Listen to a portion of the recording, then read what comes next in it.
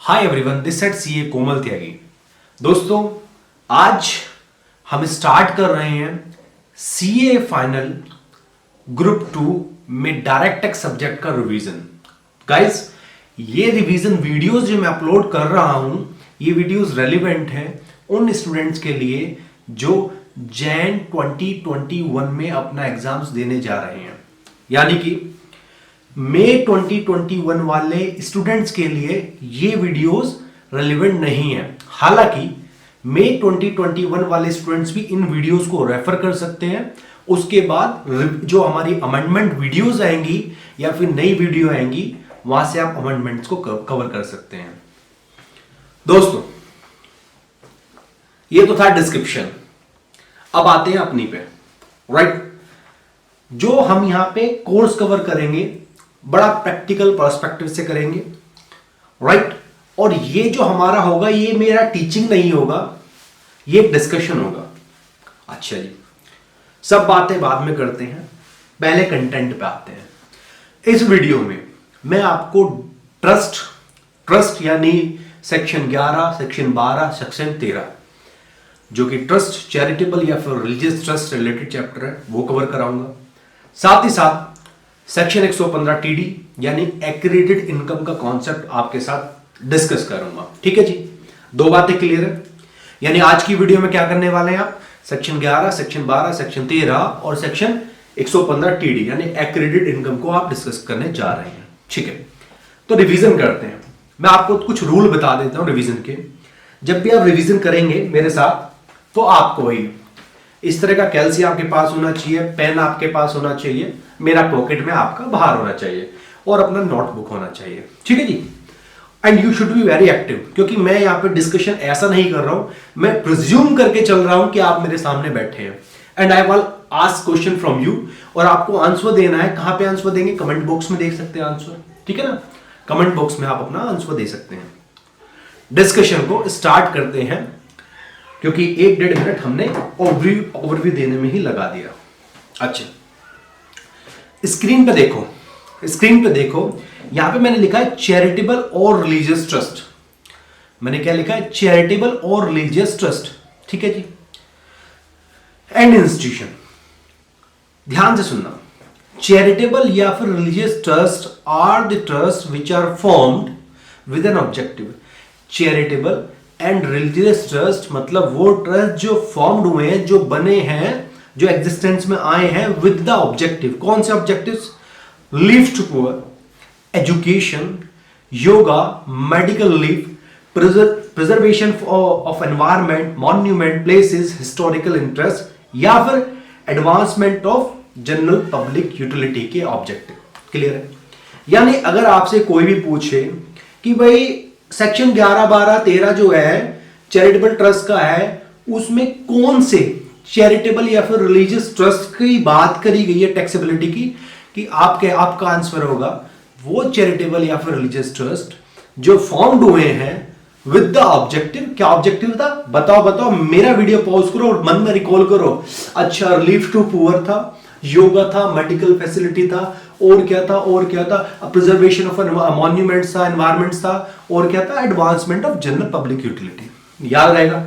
इस तरह आपको रिकॉल करना है। स्टार्ट है, धीरे धीरे हम फ्लो में आ जाएंगे। अच्छा, अब आपको ध्यान देना है। एक इंपॉर्टेंट यहां पे क्वेश्चन आता है। क्या क्वेश्चन आता है कि मान लो आपका ट्रस्ट है, हाँ जी ट्रस्ट है, वो इन्हीं 6 जो ऑब्जेक्टिव थे, इन्हीं 6 ऑब्जेक्टिव में से किसी एक ऑब्जेक्टिव के बेसिस पे फॉर्म्ड हुआ है। हाँ जी, हुआ है। ठीक है जी। वो उसी ऑब्जेक्टिव के साथ साथ कुछ बिजनेस एक्टिविटीज भी कर रहा है। ध्यान से सुनना, मैंने क्या बोला कि आप ये जो 6 ऑब्जेक्टिव थे, इन्हीं 6 ऑब्जेक्टिव के साथ आपका एक ट्रस्ट है, वो ट्रस्ट फॉर्म्ड हुआ है, बना है। और आप क्या है कि यहाँ पे जो चैरिटेबल वगैरह एक्टिविटीज है, ये 6 जो है, इनके साथ ही साथ आप क्या काम कर रहे हैं? आप बिजनेस एक्टिविटीज भी कर रहे हैं। अब मेरे को बताओ, क्या बिजनेस एक्टिविटीज जो आप कर रहे हैं वो इनकम टैक्सेबल होगी या नहीं? सोच लो अपना आंसर, मेरी वीडियो पॉज करके। आपने आंसर सोच लिया होगा। देखो, मैं आपको बता देता हूं। अगर अगर आप advancement of general public utility वाले ऑब्जेक्टिव के साथ फॉर्म्ड हुए हो, ठीक है जी। आपका ट्रस्ट, अगर आपके ट्रस्ट का ऑब्जेक्टिव क्या है, advancement of general public utility वाला, राइट। तो भैया आपको देखना है कि चैरिटेबल पर्पस आप तभी माने जाएंगे, यहां पे देखना, when business income is up to 20% of the total receipt. मतलब कहने का मतलब है कि टोटल ट्रस्ट का डोनेशन कितना है, रिसिप्ट कितना है, मान लो 100 करोड़ है, तो 100 करोड़ टोटल रिसिप्ट है। अगर बिजनेस जो आप कर रहे हैं उससे आपका रिसिप्ट अप टू 20 करोड़ होगा, यानी 20 करोड़ तक, यानी 20% ऑफ द टोटल रिसिप्ट तक ओके ओके है, अदरवाइज नॉट ओके, ठीक है जी। अच्छा, इसमें तो ये 20% वाली कंडीशन है।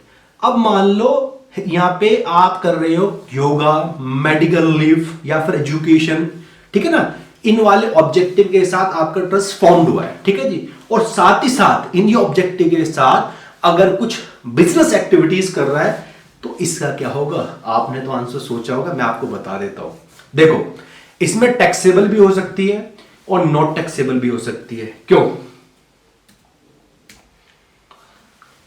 सेक्शन ध्यान से देखना, सेक्शन 11(4) यानी 11(4) एंड 11(4)(a) क्या कहते हैं? वो कहते हैं देयर इज नो प्रोहिबिशन, कोई रेस्ट्रिक्शन नहीं है, प्रोहिबिशन नहीं है, on A charitable trust for carrying on A business. Business को कैरी करने में कोई दिक्कत वाली बात नहीं है, ठीक है जी। लेकिन यहां पे 4A कहता है business income of the trust should be incidental to attainment of main objective. भैया अगर आप ये कहते हैं योगा के लिए आपका ट्रस्ट फॉर्म्ड हुआ है ना, तो जो बिजनेस एक्टिविटीज भी कर रहे हो वो योगा की पर्पस को ही ऑब्टेन करने के लिए करनी है, फिर तो आपकी पूरी की पूरी इनकम बिजनेस की भी है तो भी एग्जेम्प्ट है। अगर आपने ट्रस्ट तो बनाया है योगा के लिए, ठीक है जी, साथ ही साथ आप क्या काम कर रहे हैं, वहां से कुछ प्रोडक्ट भी, मेरे से ये क्या है, मेरे पास ये मुरक्खे का पैकेट है, आप क्या किसानों से मुरक्खे खरीदते हैं, उनको पैक करके मार्केट में बेचते हैं। किसानों से तो खरीदते हैं आप 50 रुपए या 100 रुपए के 250 ग्राम, ठीक है जी, और यहां पे बेचते हैं आप 500 रुपए के 250 ग्राम। हो सकता है। तो भैया योगा का ऑब्जेक्टिव के लिए फॉर्म्ड हुए हैं ना, तो योगा के रिस्पेक्ट में ही काम करना है, अदरवाइज क्या होगा, आपका इनकम टैक्सेबल हो जाएगा। ठीक रहेगा, याद रहेगा ये वाला पॉइंट, ठीक है जी। अच्छा देखो, इंटरेस्टिंग है, पूरा क्लास प्रैक्टिकल होने वाला है, मजा आने वाला है आपको, क्योंकि मेरे को बड़ा मजा आता है जब मैं पढ़ाता हूं, ठीक है। आप सामने नहीं है, लेकिन मैं प्रिज्यूम कर रहा हूं कि आप सामने हैं। अब देखो, types of income of the trust, trust की किस किस तरह की इनकम हो सकती है, ठीक है जी। Types of income of the trust, मैं एक बार कंफर्म कर लेता हूं कि स्क्रीन मेरी रिकॉर्ड हो भी रही है या नहीं। हाँ, हो रही है। अच्छा, ये कहता है किस किस टाइप ऑफ इनकम। भाई ट्रस्ट जो होता है उसको वॉलंटरी कॉन्ट्रीब्यूशन आ सकता है, ठीक है जी। Income from the property held by the trust, trust के पास कुछ प्रॉपर्टी हो सकती है, ट्रस्ट के पास, उससे किस तरह की इनकम आ सकती है, इनकम जनरेट हो सकती है। साथ ही साथ अगर उन प्रॉपर्टी को ट्रस्ट सेल कर दे तो कैपिटल गेन हो सकता है, कोई दिक्कत वाली बात नहीं है। बिजनेस एक्टिविटीज कर सकती है, मैंने अभी अच्छा खासा एग्जांपल दे दिया आपको।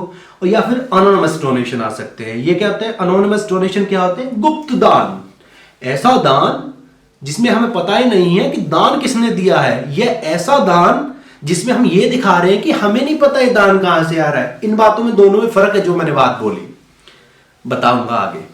अच्छा, क्रक्स ऑफ द चैप्टर का क्रक्स है नीचे। मैं जनरल एक क्वेश्चन पूछना चाहूंगा आप सभी से, ध्यान देंगे, क्वेश्चन पूछना चाहूंगा। मैंने बहुत बच्चे को सुना है कि भैया जो ट्रस्ट है, कौन सा ट्रस्ट, चैरिटेबल या फिर रिलीजियस पर्पस के लिए जो ट्रस्ट फॉर्म होता है, हाँ जी होता है, उनको क्या है सेक्शन 11 और सेक्शन 12 में एग्जेम्पशन मिलती है। बहुत सुनिए ये वाली बात। क्या मेरे को आप डिस्टिंग्विश कर सकते हो कि सेक्शन 11 में क्या एग्जेम्पशन है, सेक्शन 12 में क्या एग्जेम्पशन है? बताओ, वीडियो पॉज करो, सोचो। खाली सेक्शन 11 की एग्जेम्पशन बतानी है, खाली सेक्शन 12 की एग्जेम्पशन बतानी है। बताओ। नहीं पता तो मैं बता देता हूं। देखो जी, section 11 crux of the chapter है, ये क्रक्स याद कर लो, पूरा चैप्टर खत्म। ये कहता है section 11 provides exemption in respect of income derived from the property held under the trust bye trust. एक तो ट्रस्ट के पास डोनेशन आते हैं, वॉलंटरी कॉन्ट्रीब्यूशन आता है, दूसरा ट्रस्ट अपनी खुद की जो प्रॉपर्टी है उससे भी तो इनकम कमा सकता है। हाँ जी, तो जो इनकम ड्राइव्ड है from the property held by the trust उसको एग्जेम्पशन मिलती है सेक्शन 11 में, और जो वॉलंटरी कंट्रीब्यूशन ट्रस्ट को मिलते हैं उसकी इनकम को एग्जेम्पशन मिलती है सेक्शन 12 में। ध्यान रखना, ठीक है जी। सेक्शन 12 ए में क्या है, प्रोसीजर है, प्रोसीजर एंड कंडीशन बताई गई है कि रजिस्ट्रेशन के लिए क्या क्या प्रोसीजर या फिर कंडीशन है, ठीक है जी। और जो सेक्शन 12AA है वो क्या है, जल्दी मेरे को बताओ, चैट बॉक्स में लिख के बताओ 12AA क्या है। मैं 3 क्वेश्चन पूछने यहाँ पे अब तक आपसे, आप नोट कर रहे हो नहीं कर रहे, क्योंकि मेरा डिस्कशन जो है आपको पार्टिसिपेट करना है। मेरे सामने आप बैठे हैं, वीडियो पॉज करो, क्वेश्चन करो। अच्छा, ये कहता है सेक्शन 13 है, ठीक है जी। 3 ही सेक्शन है इस पूरे के पूरे चैप्टर में, सेक्शन 11, सेक्शन 12, सेक्शन 13। सेक्शन 11 और सेक्शन 12 में मैंने आपको बता दिया एग्जेम्पशन, ठीक है जी। सेक्शन 12A में क्या है कि प्रोसीजर है कि किस तरह ट्रस्ट को रजिस्ट्रेशन मिलता है, और जो सेक्शन 13 है भाई, सेक्शन 13 बताता है कि सेक्शन 11 और सेक्शन 12 में जो आपको एग्जेम्पशन मिली है ये क्या हो जाएंगी, डिनाइड हो जाएंगी। क्या हो जाएंगी, डिनाइड, मना हो जाएगी, मना हो जाएगी, आपको एग्जेम्पशन नहीं मिलेगी। क्लियर है। अब मेरी बात मान के काम करो, आप अपना जो भी क्वेश्चन बैंक आप रेफर कर रहे हो उस क्वेश्चन बैंक में से सबसे पहले स्टार्टिंग में 2-4 क्वेश्चन दिए होंगे, वो या तो इस एडवांसमेंट ऑफ ऑब्जेक्टिव वाले पे दिए होंगे, राइट, या फिर आपको क्वेश्चन बैंक दिए होंगे कि कौन कौन से ऑब्जेक्टिव हैं, ठीक है जी। ये जनरल एक क्वेश्चन दिए होंगे, उन सबको कर डालो, फिर मेरा वीडियो आगे देखना है। अच्छा, और कुछ बताता हूं, ध्यान देना। बहुत से बच्चे को पता ही नहीं होता, कंफ्यूज होते हैं।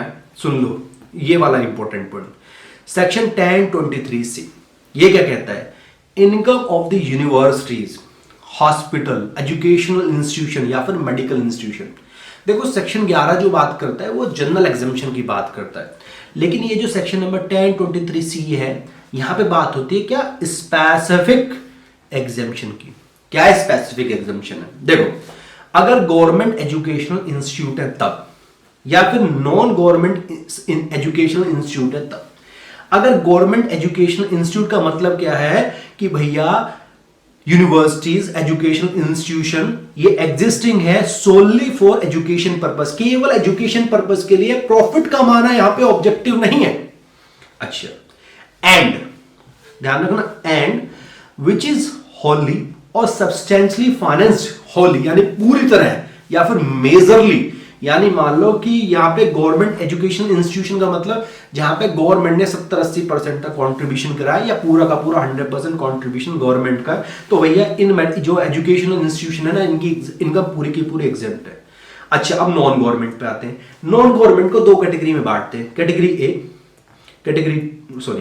ए का है, नॉन गवर्नमेंट को 2 आगे भागों में बांटते हैं। नॉन गवर्नमेंट में क्या है, ऐसे एजुकेशनल इंस्टीट्यूशन जिसका annual receipt up to 1 crore है, और दूसरे एजुकेशनल इंस्टीट्यूट जिनका रिसिप्ट 1 करोड़ से ज्यादा है, एक्सीडिंग 1 करोड़ है, ठीक है जी।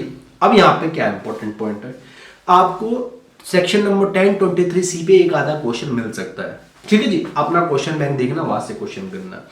अब क्या है कि भैया ये जो एजुकेशनल इंस्टीट्यूट है नॉन गवर्नमेंट, जिनका एग्जेम्पशन क्या है, जिनका एनुअल रिसिप्ट क्या है, अप टू 1 करोड़ है, तो भैया उनका भी इनकम एग्जेम्प्ट हो जाएगा अगर ये एग्जिस्टिंग है सोनली फॉर एजुकेशन पर्पस के लिए है, not for the profit purpose, ठीक है जी। ओके, और साथ ही साथ उनका annual receipt does not exceed 1 crore. नीचे क्या है, ये जिनका 1 करोड़ से ऊपर एनुअल रिसिप्ट है वो उनकी भी इनकम एग्जेम्प्ट हो जाएगी अगर वो पूरी तरह एजुकेशन पर्पस के लिए है, ना कि प्रॉफिट कमाने के पर्पस से, प्रोवाइडेड उनको क्या है, अप्रूवल लेनी पड़ती है प्रिस्क्राइब अथॉरिटी से, और ये जो अप्रूवल लेनी पड़ती है यहां पे मैं लिखना भूल गया, 30 सितंबर तक लेनी पड़ती है। तो आपको क्वेश्चन आ सकता है, शायद क्वेश्चन भी है आपके क्वेश्चन बैंक में, एक बार देखो तो सही, उसमें लिखा है कि नॉन गवर्नमेंट एजुकेशनल इंस्टीट्यूट है, हाँ जी है, और उनकी जो रिसिप्ट है वो 1 करोड़ से ज्यादा है, तो उसमें एक तो परमिशन लेनी पड़ेगी, और वहां पे लिखा परमिशन लेना है कब तक, अप टू 31 मार्च तक। तो आपका आंसर क्या होगा, 31 मार्च नहीं, up to the due date, ये 30 सितंबर तक, ठीक है ना, 30 सितंबर इज द वर्डिंग, याद रहेगा। हाँ जी, थोड़ा सा पानी पी लेता हूं, एनर्जी लगानी पड़ती है।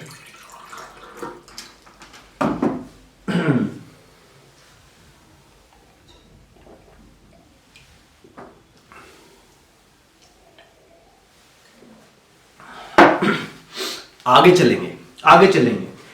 अब मान लो आपने 2-3 क्वेश्चन, मैं प्रिज्यूम करके चल रहा हूं, आपने क्वेश्चन बैंक से अपने 2-3 क्वेश्चन स्टार्टिंग के लगा लिए होंगे और 1023C पे अगर कोई क्वेश्चन होगा तो आपने वो भी लगा लिया होगा। वापस से आ जाते हैं स्टार्टिंग में। अच्छा, मैंने क्या बोला, पूरा का पूरा chapter section number 11, section number 12, section number 13 पे बेस्ड है। सेक्शन 11 पढ़ाता हूं मैं क्या है। सेक्शन 11 में 7 क्लोज है, आपको 7 क्लोज अभी के अभी याद होने वाली हैं। देखो 11(1) क्या कहता है, 11(1) क्या कहता है, ध्यान से सुनना, बहुत ध्यान से सुनना। 11(1) कहता है कि जो भी चैरिटेबल या फिर ये जो रिलीजियस ट्रस्ट है ना, हाँ जी जो भी है, इसका जो भी ग्रॉस रिसिप्ट आ रहा है, सबसे पहले उसमें से कॉर्पस डोनेशन को हटा दो। रिपीट, यहां मैंने 2 पॉइंट पे लिख दिया लेकिन ये ऊपर होना चाहिए था, सबसे पहले इसको घटा दो, फर्स्ट हटा दिया। अब जो बैलेंस बचेगा उसमें से 15% क्या है, सेट अपार्ट कर दो, ये सेकंड, ठीक है, सेट अपार्ट कर दिया। तो यानी एक तरह से कह सकते हैं कि भैया जो भी टोटल की टोटल डोनेशन आया ट्रस्ट को, उनमें से जो कॉर्पस डोनेशन है, यानी कॉर्पस डोनेशन यानी कोई डोनेशन मिलते हैं विद स्पेसिफिक डायरेक्शन, अच्छा, तो वो एग्जेम्प्ट होते हैं, और 15% भी सेट अपार्ट कर देते हैं तो वो भी क्या है, एक तरह से एग्जेम्प्ट है। ठीक है जी, ओके।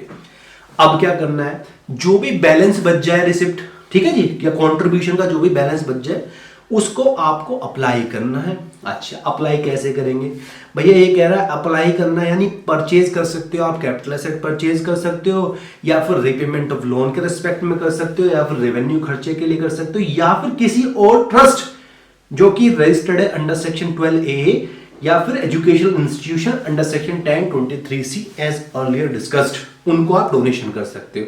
तो भैया आपकी इनकम को अप्लाई मान लिया जाएगा। लेट्स टेक एग्जांपल, मेरे को मेरा मेरा मेरा मेरा एक बड़ा बहुत बढ़िया ट्रस्ट है, चैरिटेबल ट्रस्ट है, मेरे पास ऑलरेडी एक स्कूल है, ठीक है जी, एक हॉस्पिटल भी है, ये मान लो मेरे को टोटल 100 करोड़ का आता है डोनेशन, 100 करोड़ का, ठीक है जी।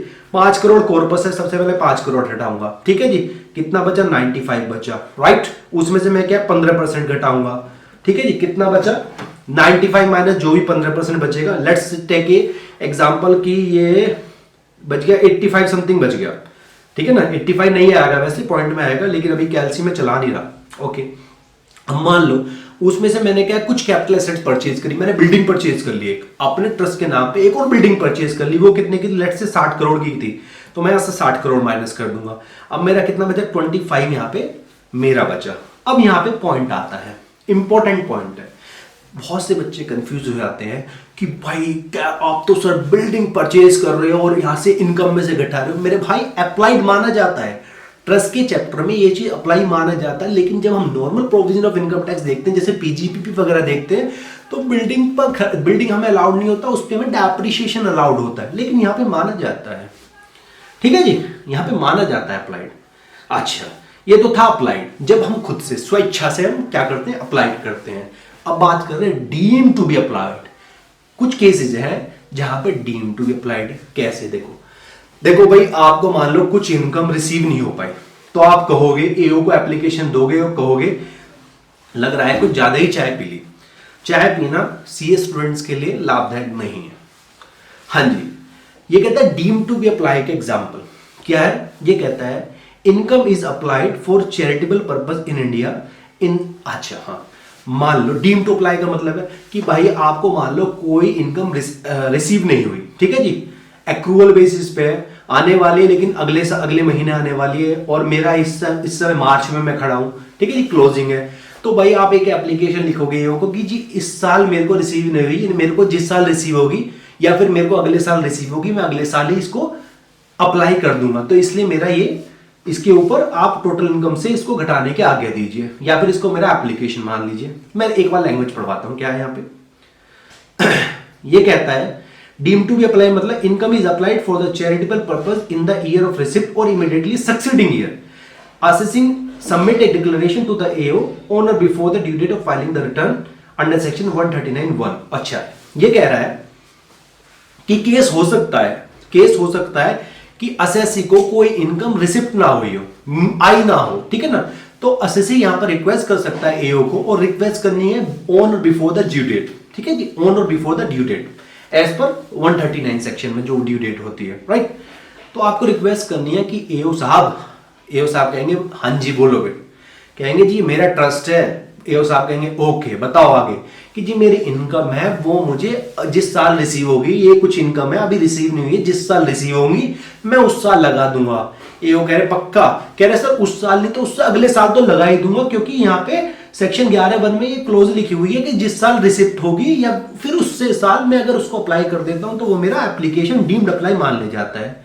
एओ कहते ओ कोई दिक्कत वाली बात नहीं। अब मान लो मेरे एग्जांपल में कितना 25 बचा, ये इनकम ऐसी कितनी 5 थी, तो अभी भी मेरी टोटल इनकम कितनी बैठ रही है, मान लो यहाँ पे 20 बैठ रही है। यार 20 करोड़ मेरे ट्रस्ट को 20 करोड़ मेरी इनकम बैठेगी, और मोटा मोटा देखें तो यार इस पर तो बड़ा टैक्स बन जाएगा, क्या काम किया जाए?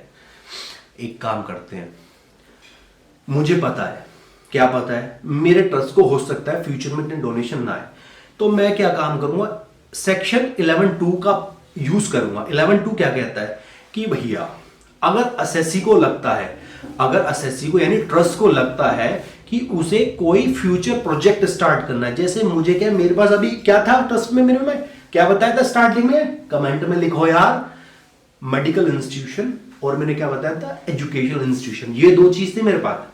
अब मैं सोच रहा हूं मेरे पास मेडिकल इंस्टीट्यूशन भी है और मेरे पास एजुकेशनल भी है, मैं एक काम करता हूं, एक योगा सेंटर और चलाता हूं, ठीक है जी, योगा सेंटर का प्रोजेक्ट और चलाता हूं।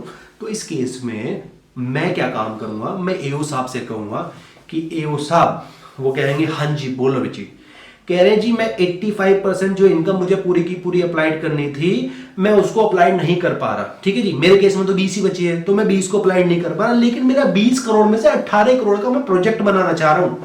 एओ साहब कहेंगे कहां प्रोजेक्ट बनाना चाह रहा है, क्या सर बनाना चाह रहा हूं, आप देखो तो ये पूरा प्रोजेक्ट रिपोर्ट है, प्रोजेक्ट रिपोर्ट कौन बनाता है, चार्टर्ड अकाउंटेंट बनाता है, आपको पता ही है।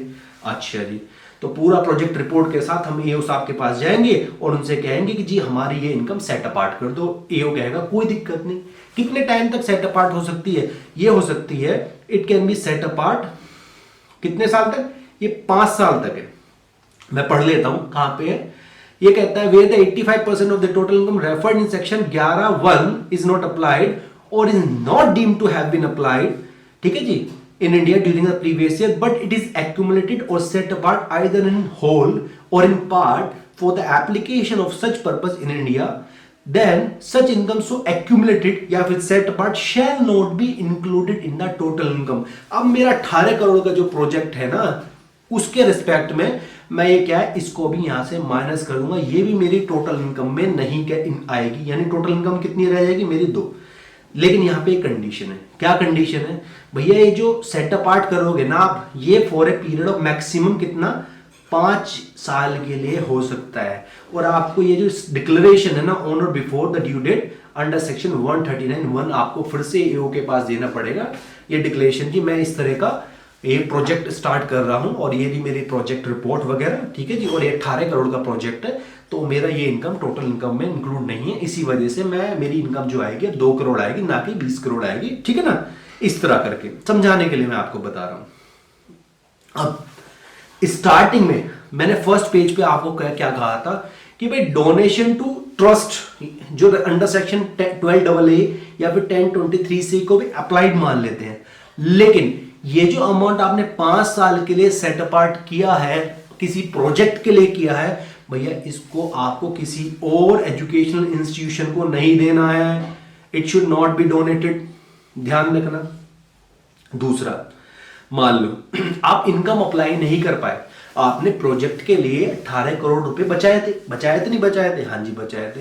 अब मान लो आप क्या प्रोजेक्ट में अप्लाई नहीं कर पाए due to an order of the court का कुछ ऑर्डर था, कुछ कोर्ट ने स्टॉप लगा रखा था, प्रोजेक्ट रोक दो कुछ टाइम के लिए, इस तरह का कुछ था कारण, तो वो पीरियड एक्सक्लूड कर देंगे 5 साल से, ठीक है जी। अब 11(3) पे आते हैं, ये कहता है एग्जेम्पशन विड्रॉन। एग्जेम्पशन विड्रॉन, कौन सी एग्जेम्पशन विड्रॉन, ऊपर जो थी सारी की सारी, ठीक है जी, कब, सॉरी सारी की सारी नहीं, 11 ये 5 साल वाली, कब, जब if it is applied to a purpose other than charitable religious, आपने चैरिटेबल या फिर रिलीजियस पर्पस के लिए अमाउंट एक्यूमुलेट किया था, आप किसी और पर्पस में लगा रहे हैं, सीधी सी बात है भैया। हाँ, आप ये जो 5 साल के लिए एक्यूमुलेट कर रहे हो ना, आपको गवर्नमेंट कहती है आपको ना कुछ मोड प्रेस्क्राइब किए हैं, इनमें ना इन्वेस्टमेंट कर देना। अब यहाँ पे क्वेश्चन बच्चों का आता है, एक तरफ कह रहे हो सर आपको क्या है प्रोजेक्ट में लगाना, ऊपर से कह रहे हो इनमें इन्वेस्टमेंट कर देना। अरे भाई 18 करोड़ का तेरा प्रोजेक्ट था, क्या ऐसा पॉसिबल होगा कि ये पूरा का पूरा प्रोजेक्ट का खर्चा 1 साल में हो जाए? नहीं ना, पहली साल 1 करोड़ रुपए लग सकता है, फिर 1.5 करोड़, 2 करोड़, तो भैया इतने इसमें डिपॉजिट करके रहना, क्योंकि ये भी ना गवर्नमेंट की इन्वेस्टमेंट फंड है।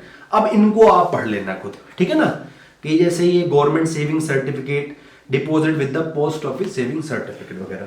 अच्छा जी, तो कहता है तो आप या तो आप किसी और पर्पस के लिए अप्लाई कर देते हैं तो आपकी एग्जामिशन विड्रॉ हो जाएगी, या फिर आप क्या काम करते हैं, आप ना यहाँ पे जो मोड स्पेसिफाइड थे 11.5 में, आप उनमें नहीं डिपॉजिट कराते। ठीक है जी, अगले सी कंडीशन, सी पॉइंट, तो भैया क्या है कि आपकी एग्जामिशन विड्रॉ हो जाएगी अगर आप 5 साल के अंदर या फिर 6ठे साल, ध्यान देने वाली बात है, 5 साल के अंदर या फिर 6ठे साल आप उसकी इनकम को अप्लाई नहीं करते। आपने एक्यूमुलेटेड 5 साल के लिए कहा था, लेकिन गवर्नमेंट ने भी कहा कि चलो कोई नहीं, 5 साल प्लस 1 साल और एडिशनल ले लो, आपको खर्च करना है। आगे क्या है, अगर आपने किसी और ट्रस्ट वगैरह को, ये तो मैंने ऑलरेडी पॉइंट डिस्कस कर लिया कि अगर आप किसी और ट्रस्ट वगैरह को दे देते तो भी आपका वो ऑब्जेक्टिव नहीं माना जाएगा। अच्छा, अभी मैंने क्या कर रहा था, 11.1 किया था, 11.2 किया था, 11.3 मैंने एग्जामिशन विड्रॉन का बता दिया, 11.4A और 11.4 ये मैं ऑलरेडी आपके साथ डिस्कस कर चुका स्टार्टिंग में। 11.5 मैंने बता दिया कि गवर्नमेंट की कुछ प्रिस्क्राइब्ड है, उनमें इन्वेस्टमेंट करना होता है। 11.6 है डेप्रिसिएशन पॉइंट। 11.6 क्या, डेप्रिसिएशन पॉइंट। देखते हैं डेप्रिसिएशन पॉइंट क्या कहता है। ये कहता है where an assets purchased and treated the same as application of income। I repeat, थोड़ा सा मुझे ऐसे देखना पड़ रहा है बिकॉज जो लैपटॉप है मेरा थोड़ा सा नीचे है, बट हम कम्युनिकेट कर रहे हैं, आप हमसे माइंड से माइंड जुड़े हैं, ऐसा कोई रिक्वायरमेंट नहीं है आप स्क्रीन पे देखें, ऐसा कोई रिक्वायरमेंट नहीं है, जस्ट कनेक्शन बनाइए मेरा अपने साथ, राइट।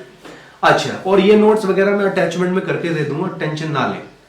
अच्छा, मेरा बैच भी चल रहा है भैया, रिवीजन बैच है, क्योंकि रिवीजन बैच में बहुत नॉमिनल फीस है, 5,000 के करीब फीस है, जिसपे 30-40% डिस्काउंट आ रहा है, तो आप उसको कर सकते हैं। उसमें मैं ना आपको क्या है क्वेश्चन भी कराता हूँ, जैसे ये बैच है क्वेश्चन भी कराता हूँ, तो उनसे क्या है आपको बहुत बेनिफिट होता है, क्योंकि यहाँ तो केवल हम एक फास्ट मोड में डिस्कशन कर रहे हैं, लेकिन वहां पे जब क्वेरी में आपसे पूछता हूँ, क्वेश्चन में आपसे पूछता हूँ, आप मुझसे पूछते हैं 4 चीजें, अब मैं आपसे पूछता हूँ फिर से, तो उसमें डिस्कशन में मजा ही आ जाता है।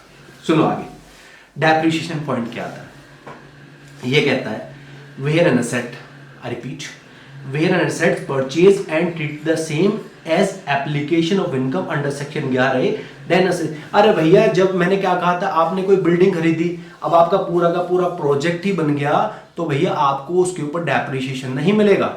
यानी एक बार आपने यहाँ पे पूरा का पूरा बिल्डिंग खरीद लिया तो वो अप्लाइड माना गया, अब जरूरी थोड़ी है कि आप इस पे डेप्रिसिएशन भी क्लेम करेंगे, ठीक है ना, डेप्रिसिएशन नहीं मिलेगा अगर आपकी पूरी की पूरी बिल्डिंग क्या है यहाँ पे आपको एज ए अप्लाइड मानेंगे, ठीक है जी। ओके, अब 11.7, ठीक है, 6 तक करे थे, अब 11.7 कर लेते हैं, ध्यान से सुनिएगा क्या बोलता है। ये बोलता है भैया जब आपको सेक्शन 11 में एग्जाम्पशन मिल गई ना, तो आपको सेक्शन 10 में एग्जाम्पशन नहीं मिलेगी, लेकिन सेक्शन 10 में एग्जाम्पशन मिल जाएगी किसकी, in respect of agriculture income and exemption under section 1023C वाली, वही जो हमने 1 करोड़ वाली जो करी थी, याद है। ओके, अच्छा, कुछ इंपॉर्टेंट पॉइंट है, ध्यान रखना है भैया। अगर आपने कोई भी इनकम अप्लाइड करी थी और मान लो लेट्स टेक एग्जांपल, हमारे एग्जांपल में कंटिन्यू रहते हैं। मैंने क्या कहा था, मैंने कहा था कि भाई मेरे को क्या हुआ था, मेरे को 100 करोड़ का डोनेशन आया था, टोटल 5 करोड़ कॉर्पस था, वो हटा दिया था, 15% मैंने माइनस करा था, और लेट्स से वो 85 आ गया था, मैंने माना 15% जो है इसका तकरीबन 10 के बराबर है, तो यहाँ पे 85 आ गया था। फिर मैंने कहा 60 करोड़ की मैंने क्या बिल्डिंग परचेज कर ली, ठीक है जी। फिर मैंने कहा 5 करोड़ मेरे को रिसीव जिस साल में होगा उस साल में पे कर दूंगा। फिर मैंने क्या करा, 18 करोड़ को एक्यूमुलेटेड कर लिया। क्यों? क्योंकि मैं योगा सेंटर बनाना चाह रहा था। अब बची मेरी टोटल इनकम 2 करोड़। अब हो सकता है 2 करोड़ में मैंने क्या है, योगा सेंटर बनाने के लिए, सॉरी ये 18 करोड़ का प्रोजेक्ट था योगा सेंटर बनाने के लिए, मैंने हो सकता है उसमें कुछ कॉन्ट्रैक्ट दिया हो। कैसा कॉन्ट्रैक्ट? भाई मैंने कॉन्ट्रैक्ट दिया हो कि भाई आप योगा सेंटर बनाओगे, हाँ जी बनाएंगे, तो आपको क्या है यहाँ पे मट्टियां वगैरह डालनी है, यहाँ पे कंस्ट्रक्शन करनी है, लेबर को मैनेज करना है, सिक्योरिटी को देखना है, ठीक है जी। और मेरा उस कॉन्ट्रैक्ट पे मान लो लेट्स से कि सामने वाला भी इंडिविजुअल है, तो उस पर 1% का टीडीएस काटने का लायबिलिटी आता है, ठीक है जी। और मैं लायबिलिटी उसको बिना टीडीएस काटे हुए पूरा का पूरा पेमेंट रिलीज करता हूं, तो मेरा 30% क्या है इस साल डिसअलाउड हो जाएगा, यानी मेरा जितना भी खर्चा होगा उसमें से 30% एप्लीकेशन नहीं माना जाएगा। पॉइंट क्लियर है? अच्छा, अगर नहीं क्लियर ना तो समझ जाओ तुम्हारा पीजीबीपी अच्छा नहीं है। साथ ही साथ पीजीबीपी का एक और पॉइंट है कि भाई अगर मैं ये जो एप्लीकेशन किया है मैंने, जितने भी खर्चे का अप्लाइड किया है या फिर डीम्ड अप्लाइड है, ठीक है ना, तो उसका अगर मैं पेमेंट 10,000 रुपए से ज्यादा कैश में करता हूं, या ठीक है ना, और अगला पॉइंट है एक्रूवल बेसिस पे मान लो कोई खर्चा बुक कर लिया लेकिन नेक्स्ट ईयर उसका कैश में पेमेंट करता हूं, तो भैया वो भी क्या होगा, डेट शेल ऑल्सो भी मतलब will not the part of application, वो एप्लीकेशन माना नहीं जाएगा और हमारी टोटल इनकम में जुड़ेगा। उस पर हमें क्या देना पड़ेगा, उस पर हमने टैक्स देना पड़ेगा। कैपिटल गेन का पॉइंट था, एक कैपिटल गेन का पॉइंट है क्या भैया, ध्यान से सुनना। ये कह रहा है capital gain would be deemed to have been applied. आपको मैंने कैपिटल गेन, कोई ट्रस्ट है, ट्रस्ट ने अपनी कोई बिल्डिंग सेल करी, ठीक है जी, अब वहां से कैपिटल गेन आया, कैपिटल गेन आया। अब ये कह रहा है कैपिटल गेन भी जो आया वो टैक्सेबल नहीं होगा। क्यों? It has been deemed to have been applied, उसको भी अप्लाइड मान लेंगे, लेकिन कब मानेंगे, कब टैक्सेबल नहीं होगा, जब जो where the entire consideration utilise for the charitable या फिर रिलीजियस पर्पस। ध्यान दें, मैंने मान लो एक लेट से 1 करोड़ का मैंने कुछ बिल्डिंग बेचा, अपने ट्रस्ट का बेचा। अब मान लो उस पे मेरा क्या खरीदा था, वो मैंने 50 लाख का खरीदा था, 1 करोड़ का बेचा है, इंडेक्सेशन करके उसका कॉस्ट ऑफ एक्विजिशन जो इफेक्टिवली आया था लेट से 90 लाख आया था, तो गेन कितना हुआ, 10 लाख का हुआ। 10 लाख का हुआ। अगर मैंने 100 करोड़ की जो बिल्डिंग बेची, सॉरी 100 करोड़ नहीं, 1 करोड़, 1 करोड़ ही मैं आगे कहीं और लगा देता हूं, प्रोजेक्ट में अप्लाइड कर देता हूं, तो पूरा का पूरा जो 10 लाख का कैपिटल गेन है वो भी ऑटोमेटिकली क्या है, अप्लाइड मान लिया जाएगा। लेकिन अगर मैंने part of net sale consideration लगाया है, तो भैया कितना अमाउंट कैपिटल गेन का अप्लाइड माना जाएगा, cost of new assets minus cost of old asset. ये एक फॉर्मूला है, एक क्वेश्चन इस पे खुद से कर लेना, हो जाएगा यार, हो जाएगा बड़े आसानी के साथ।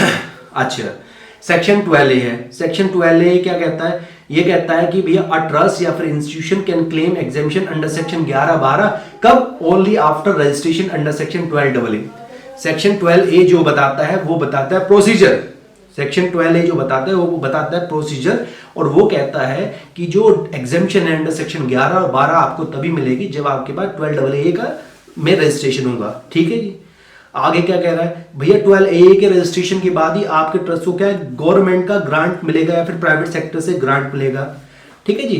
तो ये थोड़ा सा ना आप एक बार देख लेना, या बताऊं, चलो बता देता हूं, इंपॉर्टेंट है। हाँ, ये कहता है आगे ये कहता है exemption under section 11-12 would be available only with effect from the previous year in which application is filed.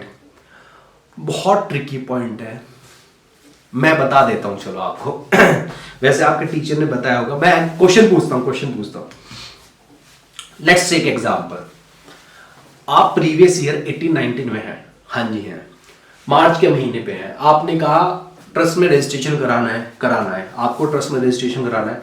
आपने मार्च के महीने में एप्लीकेशन भेजी, कमिश्नर के पास भेजी, कमिश्नर ऑफ इनकम टैक्स के पास, ठीक है जी। अब कमिश्नर ऑफ इनकम टैक्स ने आपकी रजिस्ट्रेशन मार्च महीने में ना करके अगले साल 19-20 प्रीवियस ईयर के अप्रैल महीने में अप्रूव्ड करे। तो आप मेरे को ये बताइए, क्या आप ये जो एग्जेम्पशन है 11-12 की उस साल लेंगे जिस साल आपने एप्लीकेशन फाइल की, या उस साल जिस साल आपका रजिस्ट्रेशन अप्रूव्ड हुआ? तो यहाँ पे बहुत सारे बच्चे गलती करते हैं, वो उस साल से एग्जेम्पशन लेते हैं 11-12 से जिस साल रजिस्ट्रेशन अप्रूव्ड हुआ, बट ऐसा नहीं है प्रोविजन। वो आपका जो ये जो एग्जेम्पशन है अंडर सेक्शन 11-12 की, ये आपको मिल जाएंगी कब से? ये आपको मिल जाएंगे उसी साल से जिस साल आपने एप्लीकेशन फाइल की है। This is the main point. Okay, आगे कह रहा है it would not be available in respect of any earlier year however if the, अच्छा ये एक पॉइंट है, ये मैं अभी डिस्कस नहीं कर रहा, बहुत टाइम लग जाएगा इसमें। आगे जो भैया कॉर्पस डोनेशन है, जो मैंने कहा था आपको सेट अपार्ट करने हैं ना, वो भी सेट अपार्ट करके ना आपको इसका प्रॉपर अकाउंट्स मेंटेन करने हैं, साथ में ऑडिट कराने हैं, और ये जो कॉर्पस फंड का जो अमाउंट है ना, ये भी आपको इन्वेस्ट करना है। कहां पे? सेक्शन नंबर 11(5) में जो हमने प्रिस्क्राइब मोड बताए थे, जिसमें गवर्नमेंट के, यहाँ पे गवर्नमेंट के कुछ प्रिस्क्राइब मोड थे, वहां पे आपको इन्वेस्टमेंट करना है। ठीक है जी, ओके। आगे क्या कह रहा है? मान लो ये कह रहा है रीअसेसमेंट प्रोसीडिंग अंडर सेक्शन, मेरा थोड़ा सा पेन चलने में दिक्कत कर रहा है बार बार, पता नहीं क्यों। हाँ, reassessment proceeding under section 147 shall not be initiated earlier year due to reason of non registration under section 12AA। मान लो ट्रस्ट का क्या असेसमेंट हुआ था 1-2 साल पहले, और इस साल आपने क्या है क्या एप्लीकेशन दी, ट्रस्ट असेसमेंट पहले हो गया था, जब उसको यहाँ पे क्या कहते हैं, ट्रस्ट को एग्जाम्पशन नहीं मिल रही थी या मिल भी रही थी, लेकिन अब यहाँ पे सॉरी एक मिनट, reassessment proceeding under section 147 shall not be initiated for the earlier year due to reason of non registration under section 12AA। ये कह रहा है आपका कोई 147 में असेसमेंट हुआ था, ठीक है जी, अब आपका केस रीअसेसमेंट, वापस से उसी प्रीवियस ईयर का रीअसेसमेंट नहीं होगा। किसकी वजह से? कि भाई आपको पहले रजिस्ट्रेशन लेना चाहिए था, लेकिन आपने पहले रजिस्ट्रेशन नहीं लिया था, राइट। और भैया यहाँ पे ऑडिट है, जहां पे टोटल इनकम ट्रस्ट की बिफोर एग्जामिशन 11-12 एक्सीड होती है, किससे एक्सीड होती है? जो भी अमाउंट है not chargeable to income tax, उससे ज्यादा होती है, तो भैया आपको ऑडिट करानी पड़ती है। और ऑडिट कौन करेगा? चार्टर्ड अकाउंटेंट ऑडिट करेगा। खुशी मनाइए दोस्त कि इतने बड़े बड़े काम में आपका रोल है। अच्छा जी, प्रॉपर साइन करना है बट आपको, और वेरीफाई करना है बुक्स यहाँ पे उसके अकाउंट्स। आगे कहता है मैंडेटरी फाइलिंग ऑफ रिटर्न, आपको जो रिटर्न है मैंडेटरी फाइल करनी है। अच्छा देखो भाई, प्रोसीजर फॉर रजिस्ट्रेशन है, खुद पढ़ लेना, इसको होमवर्क में दे रहा हूं, राइट। आगे मैं एक इंपॉर्टेंट पॉइंट बता देता हूं, जैसे क्या है कि आपने मतलब ट्रस्ट को रजिस्ट्रेशन कराने के लिए एप्लीकेशन भेजा तो वहाँ पे ना जो कमिश्नर है ना, उसका ड्यूटी होता है, क्या होता है ड्यूटी, कि भाई 6 महीने के अंदर 6 महीना कहाँ से लेना है? Before the expiry of 6 month from the end of the month in which application, जिस महीने आपने एप्लीकेशन भेजी उस महीने के एंड से 6 महीने के अंदर आपको या तो अप्रूवल आपका दे दे या फिर आपको रिफ्यूज कर दे, या तो आपको अप्रूव कर दे या तो आपको रिफ्यूज कर दे। अगर वो रिफ्यूज नहीं करता तो डीम्ड अप्रूवल बन जाएगा, ठीक है। अच्छा मान लो if after grant of registration, आपको रजिस्ट्रेशन मिल गया जी, मिल गया, खुशी मनाओ, ट्रस्ट का रजिस्ट्रेशन मिल गया। आपने सोचा कि जिस ऑब्जेक्टिव के लिए मैंने ट्रस्ट यहां पे रजिस्टर्ड किया है, तो अब मैं क्या है वो काम नहीं करूंगा, अब मैं क्या है मॉडिफाई करूंगा ऑब्जेक्टिव को, यानी मॉडिफिकेशन इन द ऑब्जेक्टिव है। तो भैया इस केस में अगर कहते हैं कि आप मॉडिफिकेशन करते हो which do not confirm to the condition of the trust for which it is registered, तो भैया जब आपने मॉडिफिकेशन करा ऑब्जेक्टिव में, तो उसके 30 डेज तक, within 30 days from the date of modification of objective, आपको क्या है फ्रेश यहाँ पे रजिस्ट्रेशन लेना है, ठीक है जी। तो दिस इज द पॉइंट, ये आपको एमसीक्यू में पूछा जा सकता है। हाँ, सीआईटी है भैया, सीआईटी जो है आपके रजिस्ट्रेशन को क्या है कैंसिल कर सकता है, कब? अगर उसको लगता है ट्रस्ट की एक्टिविटीज नॉट जेन्युइन है, ठीक है जी, या फिर आप अपने ऑब्जेक्टिव के अकॉर्डिंग काम नहीं कर रहे, या फिर आप जनरल पब्लिक के लिए काम नहीं कर रहे, या फिर आप बेनिफिट पहुंचाना चाह रहे हो किसी एक पर्टिकुलर कास्ट या फिर एक सोसाइटी को, तो भैया ये आपकी चीजें हैं जहां पे रजिस्ट्रेशन जो ग्रांट था 12AA में वो कैंसिल हो सकता है। आगे सेक्शन 13, अभी आपको क्या घंटे की आवाज सुनाई दी थी दोस्तों? हमारे यहाँ पे एक मंदिर है छोटा सा, वहां से बड़ी मतलब ये मान लो कि यहाँ जब मैं स्टूडियो में आता हूँ और मेरे को एक छोटा शोर सुनाई देता है, शोर नहीं सॉरी दिल से, मतलब बहुत अच्छा लगता है भगवान की घंटियां सुनना, मेरे को पसंद है, ठीक है जी। यहां पे सेक्शन 13 पे आते हैं। सेक्शन 13 पे आने से पहले मैं आपको कहूंगा, सुनते सुनते हो सकता है आपको तकरीबन 35 मिनट लग गई हूं, ठीक है ना, 35 मिनट लग गई हूं। पूरी एनर्जी दे रहा हूं मैं आपको, आपके ऊपर डिपेंड है कि कितनी एनर्जी ले पाते हो। दोस्तों सेक्शन 13 से पहले मैं ना पानी पीना चाहूंगा।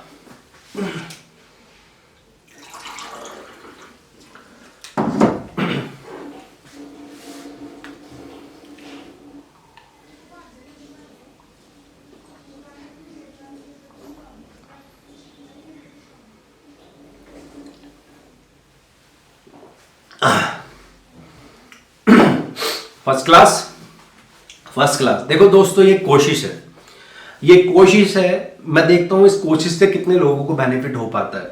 कुछ स्टूडेंट थे, मेरे इंदौर से स्टूडेंट है, मुंबई से स्टूडेंट है, उनका रिक्वेस्ट आया था कि सर हमारे कुछ फ्रेंड्स हैं, तो वो क्या है रिवीजन वीडियोस के लिए कह रहे हैं कि आपका पेन ड्राइव में अवेलेबल है। देखो मैं पेन ड्राइव में नहीं देता कोर्स, ना ही मैं देने वाला हूँ near future. Reason behind, pen drive में मैं क्लासेस आपको दे दूंगा, हो सकता है मेरा बेनिफिट हो जाए, मुझे मेहनत करी किए बिगर एक अच्छा कंसिडरेशन, एक लमसम अमाउंट मिल जाए। लेकिन दोस्तों जो इंटरेक्शन लेवल हमारा ऑनलाइन क्लासेस में आता है ना, जब मैं आपसे क्वेश्चन पूछता हूं, आप मुझसे पूछते हैं, मैं फिर आपसे पूछता हूं, आप मुझसे पूछते हैं, और आप प्रैक्टिकल पर्सपेक्टिव से जितने भी क्वेश्चन पूछते हैं, उससे जो हमारी अंडरस्टैंडिंग बिल्डअप होती है ना, जो हमारे डाउट क्लियर होते हैं, वो पेन ड्राइव क्लासेस में कभी हो भी नहीं सकता। एक तरफा चलता है, ज्यादा से ज्यादा मैसेज करके पूछ लो, मैसेज पे कुछ नहीं होता दोस्तों। जो बात सीधे वर्बल होती है, जब तक आप मेरे से जान पहचान नहीं बनाएंगे, डिस्कशन नहीं करेंगे, तो क्या फायदा, कैसा डिस्कशन हो यार। आप टेक्स्ट पढ़ रहे हैं, आप इसका थोड़ा ना पढ़ रहे हैं, आप text. More than 50% chartered accountants का जो घर चल रहा है, जो सीए जिसके लिए जाना जाता है, सीए डंका चोट पे बचा के कहता है, वो सब्जेक्ट है टैक्स। टैक्स एक ऐसा सब्जेक्ट है जो बहुत पहले से था और हमेशा रहेगा। कैसे भाई, राजा महाराजों के समय भी टैक्स होता था, अंग्रेजों के समय भी टैक्स होता था, आज के समय भी टैक्स है, और आने वाले समय में हमेशा टैक्स रहेगा, क्योंकि टैक्स ही गवर्नमेंट का सोर्स ऑफ कलेक्शन है। और आप टैक्स प्लानर हो, ना कि टैक्स इवेजन। मैंने देखा सो मेनी चार्टर्ड अकाउंटेंट्स को वो जाने जाते हैं खाली टैक्स इवेजन के लिए। ये वर्डिंग मुझे बोलनी नहीं चाहिए, ये वर्डिंग मुझे बोलनी नहीं चाहिए। मैं इस वर्डिंग को वापस लेता हूं, क्योंकि जब हम बच्चों से इंटरेक्शन करते हैं तो हम इस तरह नहीं बोल सकते।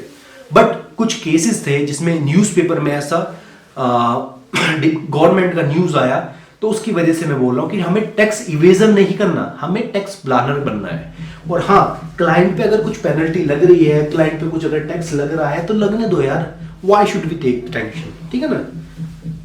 इसके बारे में कभी डिटेल में डिस्कशन करेंगे, सब चीज यूट्यूब पे नहीं कर सकते। अब इंपॉर्टेंट है, यहां से भी आपको क्वेश्चन आ सकता है एग्जाम में कि भाई सेक्शन 13 कहता है डिनायल ऑफ एग्जेम्पशन। सेक्शन 13 कहता है डिनायल ऑफ एग्जेम्पशन, ये कहता है income not eligible for exemption under section 11-12। कब इनकम एग्जेम्पशन नहीं होगी कि भाई मान लो कोई ट्रस्ट है, वो फॉर प्राइवेट रिलीजियस पर्पस के लिए है, ठीक है जी। आपने जो इनकम ऑफ द प्रॉपर्टी है ट्रस्ट की, वो हेल्ड है प्राइवेट रिलीजियस पर्पस के लिए।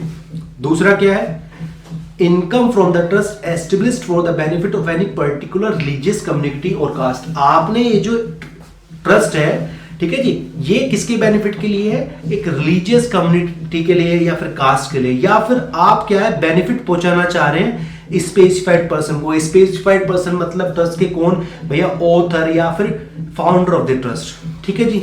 और स्पेसिफाइड पर्सन कौन हो सकते हैं, ऐसे पर्सन जिन्होंने कंट्रीब्यूशन करा है 50,000 रुपए से ज्यादा का ड्यूरिंग द प्रीवियस ईयर। और कौन हो सकते हैं स्पेसिफाइड पर्सन भैया, वेयर ऑथर, फाउंडर या person is a member of HUF and HUF is making the donation to the trust. और क्या हो सकते हैं स्पेसिफाइड पर्सन, मतलब ट्रस्टी ऑफ द ट्रस्ट या फिर मैनेजर ऑफ द ट्रस्ट या फिर इंस्टीट्यूशन या फिर इन सब के रिलेटिव। और रिलेटिव मतलब जो हम अदर सोर्सेज वाले चैप्टर में रिलेटिव पढ़ते हैं, उसका मतलब वही है। साथ ही साथ एनी कंसर्न इन विच, ये जो पर्सन मेंशन्ड है, ये सब क्या है, इनका सब्सटेंशियल इंटरेस्ट।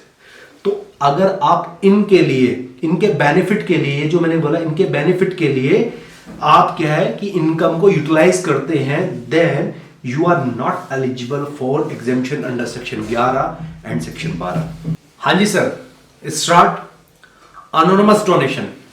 दोस्तों थोड़ा सा टेक्निकल फॉल्ट था, और टेक्निकल फॉल्ट की वजह से यहाँ पे थोड़ा सा मेरे को कंटिन्यूटी में दिक्कत हुई।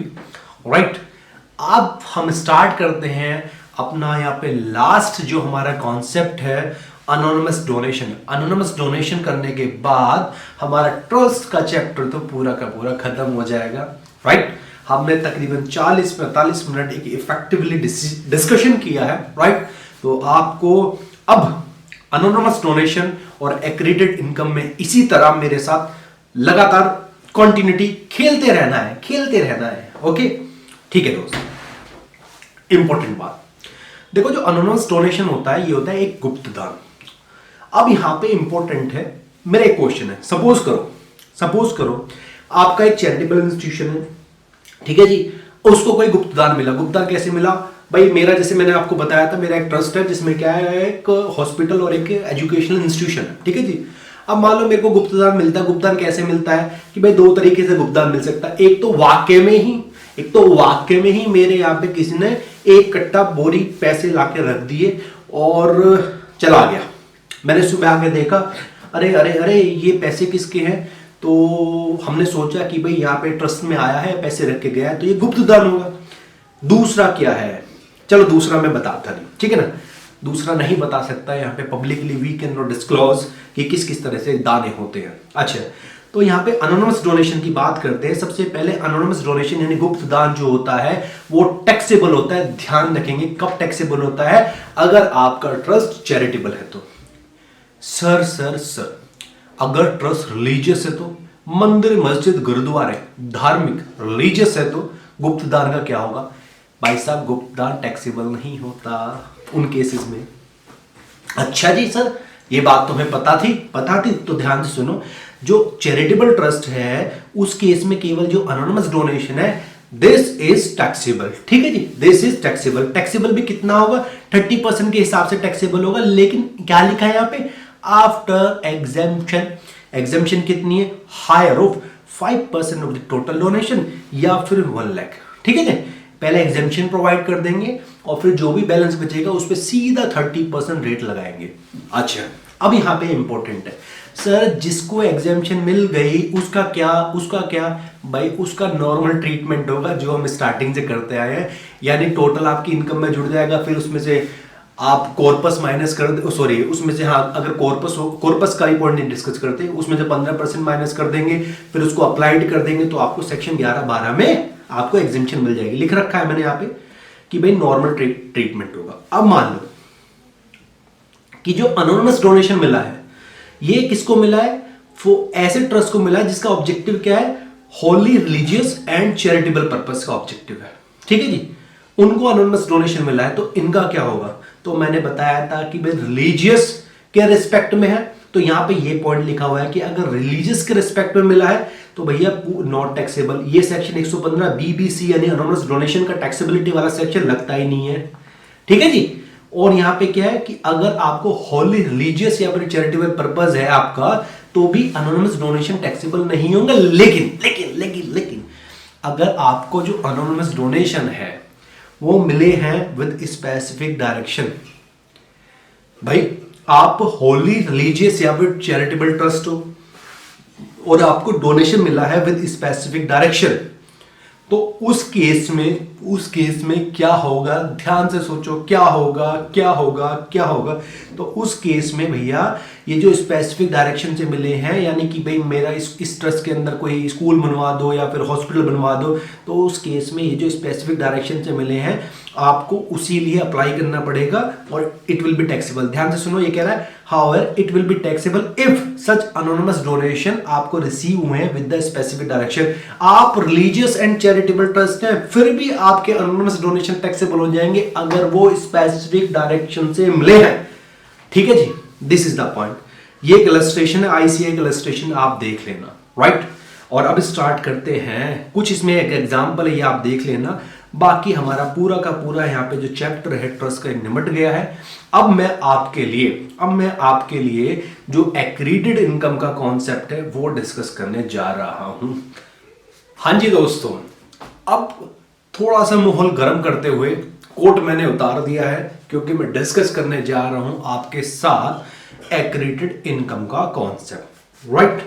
एक्रेडिटेड इनकम का कॉन्सेप्ट हम डिस्कस करेंगे और मैं एक्रेडिटेड इनकम को ओपन कर लेता हूं। दोस्तों, जिस तरह हमने अपना ये जो ट्रस्ट था, ट्रस्ट का पूरा चैप्टर रिवाइज कर दिया है, इन द सेम वे अब हम यहाँ पे क्या है, एक्रेडिटेड इनकम को डिस्कस कर रहे हैं। दोस्तों यकीन मानिए, अगर जैसे जैसे मैंने आपको कहा है आप वैसे वैसे रिवीजन करेंगे, आपका रिवीजन बहुत अच्छे से होने वाला है। ठीक है जी। अब टैक्स ऑन एक्रेडिटेड इनकम, कोई मेरे को बताएगा यार, जब हमने टैक्सेशन ऑफ ट्रस्ट तो डिस्कस कर लिया, तो ये एक्रेडिटेड इनकम का जो कॉन्सेप्ट है ये क्यों आया? ठीक है जी, एक्रेडिटेड इनकम का कॉन्सेप्ट क्यों आया? 115 टीडी सेक्शन आपको यहाँ पे याद करके चलना है। ठीक है जी। मैं आपको बता दूं बैकग्राउंड हल्का सा, जब भी आप एक्रेडिटेड इनकम के कॉन्सेप्ट को डिस्कस कर रहे हैं, ठीक है जी, तो आपको ध्यान रखना है कि भाई हमने क्या किया था कि भाई एज पर सेक्शन 11 में क्या करा था, हमने ट्रस्ट को ना कुछ इनकम ट्रस्ट की एग्जेम्प्ट कर दी थी। क्या कहा था? सबसे पहले जी कॉर्पस डोनेशन को हटाओ, फिर हमने कहा था जी 15% ऑफ ग्रोस डोनेशन है उसका सेट अपार्ट कर दो, और फिर मैंने कहा था कि 85% को आपको क्या अप्लाइड करना है। फिर हमने डीम्ड अप्लाई भी देखा, फिर साथ ही साथ क्या कहा 11.2 में कि भाई हम कुछ 5 सालों के लिए एक्यूमुलेट भी करेंगे अगर हम उसको फंड को, तो भी हमें क्या है, वो हमारा एक्यूमुलेशन हमारा टोटल इनकम का पार्ट नहीं होगा। ठीक है जी। फिर हमने 11.3 में क्या बोला था कि अगर कुछ कंडीशंस फॉलो नहीं हुई तो ये एग्जम्पशन विड्रॉ हो जाएगी। ठीक है जी। अब यहाँ पे एक्रेडिटेड इनकम का कॉन्सेप्ट आया क्यों? आप सोचो जरा, पहले तो अपने आप से बताओ यार, आपने भी तो कोचिंग ली होगी, आपको डेफिनेटली पता होगा। सोचो यार, एक्रेडिटेड इनकम के ऊपर टैक्सेबिलिटी आई क्यों? सोचा? मेरी वीडियो पॉज करके सोचो यार, मैं बता देता हूं। देखो, ओवर द पीरियड ट्रस्ट ने 15% सेट अपार्ट किया, 15% सेट अपार्ट किया, 15% सेट अपार्ट किया, तो 15% सेट अपार्ट करके उसका क्या है कि काफी फंड इकट्ठा हो गया होगा। साथ ही साथ जब वो अपनी इनकम को, डोनेशन को अप्लाई कर रहा था, तो ट्रस्ट का क्या बिल्डिंग बनना था, हॉस्पिटल बन रहा था। अब मान लो पहले होता क्या था, ट्रस्ट 10, 15, 20 सालों के लिए तो बनता था, उसके बाद जितना भी वो क्या कन्वर्ट हो जाता था इनटू प्राइवेट ट्रस्ट, यानी रिलीजियस या फिर चैरिटेबल ट्रस्ट का जो उसको रजिस्ट्रेशन मिला था, उन कामों को करने की जगह वो प्राइवेट काम करने स्टार्ट कर देता था। ऐसा पहले होता था। तो गवर्नमेंट ने देखा यार ये 15% सेट अपार्ट, 15% सेट अपार्ट है, तो ये सब डोनेशन, तो एक तो ये सेट अपार्ट करके इनके पास एक्यूमुलेटेड फंड इकट्ठा हो गया। साथ ही साथ ओवर द पीरियड ट्रस्ट ने काफी बिल्डिंग इकट्ठी कर ली अपनी, मतलब काफी प्रॉपर्टी बना ली, बिल्डिंग, हॉस्पिटल वगैरह सब बना लिए। तो भैया इन केस ट्रस्ट अगर चैरिटेबल या फिर रिलीजियस ऑब्जेक्टिव जो जिसके लिए वो रजिस्टर्ड था वो फॉलो करना बंद कर देता है, तो उस केस में क्या टैक्स ट्रीटमेंट होगा, उसी के लिए, उसी चीज को कंट्रोल करने के लिए ये यहां पर एक्रेडिटेड इनकम का कॉन्सेप्ट आया। ये क्या कहता है? सबसे पहले मैं बता दूं, जो एक्रेडिटेड इनकम यहाँ पे जो एक्रेडिटेड इनकम के ऊपर आपको जो एग्जिट टैक्स देना है वो देना है एमएमआर के रेट से, मैक्सिमम मार्जिनल रेट से, जो कि होगा 34.944% इफेक्टिवली। अच्छा, कब लगेगा एक्रेडिटेड इनकम के ऊपर टैक्स? देखो, अगर ये कहता है पहला point, conversion of the trust का कन्वर्जन होता है किसमें? इनटू ए फॉर्म जो नॉट एलिजिबल किसके लिए? For grant of registration under section 12A। आप उस फॉर्म में कन्वर्ट हो जाते हो जिसके लिए 12A का रजिस्ट्रेशन है ही नहीं, या फिर मर्जर हो जाते हो ऐसे एंटिटी के साथ जिसका ऑब्जेक्टिव आपसे सिमिलर नहीं है, या फिर आपका डिसोल्यूशन हुआ ट्रस्ट, और डिसोल्यूशन होने के बाद आप अपनी जितनी भी एसेट्स है उनको डिस्ट्रीब्यूट नहीं करते दूसरे चैरिटेबल ट्रस्ट को जिनको पास रजिस्ट्रेशन है अंडर सेक्शन 12AA का या फिर 1023C का। ठीक है जी। तो ये कन्वर्जन को और भी बोला है। कन्वर्जन का मतलब क्या है? यहां पे लिखा है as per section 115 TD3 deemed conversion. ये कहता है डीम्ड कन्वर्जन का मतलब registration granted under the section 12AA has been cancelled. आपको यहां पे देखो, ये पॉइंट था पॉइंट नंबर 1, और ये यहां पे मैंने डीम्ड कन्वर्जन लिंक किया हुआ है। ये कहता है कि भैया रजिस्ट्रेशन ग्रांटेड जो था अंडर सेक्शन 12AA में, या तो ये कैंसिल कर दिया गया हो, ठीक है जी, या फिर और ट्रस्ट ने अडॉप्ट कर लिया, या फिर अंडरटेकन मॉडिफिकेशन करा अपना कोई ऑब्जेक्टिव में, जो कि ऑब्जेक्टिव जो है रजिस्ट्रेशन जो 12AA के जो पॉइंट्स हैं उनको कंप्लाई नहीं करता, ठीक है जी, या तो फ्रेश रजिस्ट्रेशन आपने नहीं लिया या फिर फ्रेश रजिस्ट्रेशन के लिए आपने अप्लाई करा लेकिन said application has been rejected, तो इसको भी क्या है, डीम कन्वर्जन मान लेंगे। अच्छा, मतलब कहने का मोटे मोटे तौर पे क्या है कि भैया आप पहले चैरिटेबल ट्रस्ट थे, हाँ जी थे, और आपने बहुत सारी प्रॉपर्टी वगैरह इकट्ठी करी होंगी, हाँ जी करी होंगी। अब गवर्नमेंट क्या कह रही है, अगर आप ऐसे फॉर्म में कन्वर्ट हो जाते हो, ठीक है जी, जो कि चैरिटेबल ऑब्जेक्टिव के लिए काम नहीं करता, तो भाई हम आपकी यहाँ पे एक्रेडिटेड इनकम निकालेंगे और आपको पे टैक्स लगाएंगे, ठीक है ना। अच्छा, कैसे निकलेगा एक्रेडिटेड इनकम, भैया एफएमवी लेनी है किसकी, टोटल एसेट्स की ऑन स्पेसिफाइड डेट, और उसमें से लायबिलिटी माइनस कर देनी है ऑन स्पेसिफाइड डेट। लेकिन जब भी आप यहाँ पे FMV of the total assets की बात करें तो कुछ एसेट आपको इग्नोर करनी है। कौन सी, वो एसेट जो ट्रस्ट ने एक्वायर्ड करी है एग्रीकल्चर पर्पज से, साथ ही साथ वो एसेट्स जो आपने एक्वायर्ड करी है उस पीरियड से पहले जिस पीरियड में आपको रजिस्ट्रेशन मिला है। अब यहाँ पे एक पॉइंट आता है, मान लो जैसे हमने एग्जांपल डिस्कस करा है ट्रस्ट को डिस्कस करते टाइम, मान लो आपने एप्लीकेशन तो दी 2008-9 में मार्च के महीने में, लेकिन आपका अप्रूव्ड क्या हुआ, अप्रैल 9-10 में आपका अप्रूव्ड हुआ। तो चूंकि आपने एप्लीकेशन दी थी 8-9 में और आपका रजिस्ट्रेशन अगले साल अप्रूव्ड हुआ, तो आपको 11-12 की एग्जम्पशन कौन से साल से मिलती थी, जिस साल आपने एप्लीकेशन फाइल की। ये मैंने अभी आपको बताया था ट्रस्ट वाले चैप्टर में। अच्छा, अब यहां पे जब हम एसेट्स की बात करेंगे तो आपको क्या है, उन एसेट्स को इग्नोर करना है, उन एसेट्स को इग्नोर करना है जो उस साल से पहले, कौन से साल से पहले, जिस साल आपने एप्लीकेशन फाइल करी थी रजिस्ट्रेशन की, उस साल से पहले, उस प्रीवियस ईयर से पहले अगर आपने कोई एसेट्स एक्वायर्ड की हुई है तो, ठीक है ना। साथ ही साथ जो एसेट्स आपने अपना डिसोल्यूशन होने के बाद जेन्युइनली रूप से आपने दूसरे ट्रस्ट को दे दी है जो 12A में रजिस्ट्रेशन है या फिर 1023C में रजिस्टर्ड है, तो कोई दिक्कत वाली बात नहीं है। अगर आप भैया आपको एक्रेडिटेड इनकम निकालनी है और जी एक्रेडिटेड इनकम पे आपको क्या है, मैक्सिमम मार्जिन रेट से टैक्स पे करना है। अच्छा भैया, और यहाँ पे कह रहा है नोट, ये कहता है एग्जिट टैक्स आपको देना ही देना पड़ेगा even if there is no income tax payable by the trust या इंस्टीट्यूशन। भैया इनकम टैक्स से मतलब नहीं है, एग्जिट टैक्स तो आपको देना पड़ेगा। साथ ही साथ कोई क्रेडिट नहीं ले सकते, एग्जिट टैक्स के अगेंस्ट कोई डिडक्शन आपको नहीं मिलेगी। साथ ही साथ ये जो पेमेंट करना है आपको 14 डेज में करना है। मतलब जो भी मान लो आपकी यहाँ पे एग्रेडेड इनकम आएगी, हाँ जी मान लो सेलेक्ट सपोज आपकी इनकम मान लो एफएमवी ऑफ द टोटल ऐसे मान लो 25 लाख आई और टोटल लायबिलिटी मान लो 10 लाख, तो 15 लाख की आपकी एग्रेडेड इनकम आ गई, हाँ जी आ गई। उसके ऊपर आपने क्या है कि टैक्स लगा देना है एमएमआर से। तो जो भी लेट्स सपोज जो भी टैक्स आया, मान लो 15 लाख पे आपका 2-3 लाख रुपए टैक्स आया, 15-45 तकरीबन 4-4.5 लाख का टैक्स आएगा, 4.5 क्यों 4.5 के लाख के करीब का टैक्स आएगा। तो वो आपका टैक्स आपको 14 डेज में डिपॉजिट करना है गवर्नमेंट के, नहीं तो 1% पर मंथ के हिसाब से आप पे टैक्स लगेगा। अब यहाँ पे बात आती है, मैंने क्या कहा था ऊपर कि भैया ये जो एग्रीगेट ऑफ टोटल सेट्स लेना है, ये एफएमवी लेना है on the specified date. Specified date का मतलब क्या है भैया, स्पेसिफाइड डेट का मतलब कन्वर्ट हुआ है ट्रस्ट तो डेट ऑफ कन्वर्जन, मर्जर हुआ है तो डेट ऑफ मर्जर, डिसोल्यूशन हुआ है तो डेट ऑफ डिसोल्यूशन, अगर किसी ऑर्डर को कैंसिल होता है तो date of order cancellation under section 12A। एक बार खुद से देख लेना यार। अच्छा, अगर एसएससी पेमेंट नहीं करता तो एसएससी क्या होगा, SSC deem to be SSC in default माना जाएगा एसएससी, और भैया उससे फिर रिकवरी होगी। राइट, आगे ये कहता है बस ये तो एक्रेडिटेड इनकम का तो कॉन्सेप्ट ही खत्म हो गया। अब तो बस आपको ये यहाँ पे कैलकुलेट करना है कि भैया क्या यहाँ पे मैंने बताया था ना, FMV of the total assets में से FMV of the total assets में से लायबिलिटी घटानी है आपको, ये बताया था। बस अब तो इसका ही कैलकुलेशन है। देखो सबसे पहले अब कैलकुलेशन कैसे करेंगे आप इसका, देखो मेरी बात सुनो, मेरा वीडियो देख रहे हैं ना, आपको प्रैक्टिकल क्वेश्चन जरूर करना है। अगर मेरा वीडियो देख के आप प्रैक्टिकल क्वेश्चन नहीं करेंगे तो जितनी मेहनत मैंने आपके साथ की है ना, मेरी भी मेहनत बेकार है, ठीक है ना दोस्त।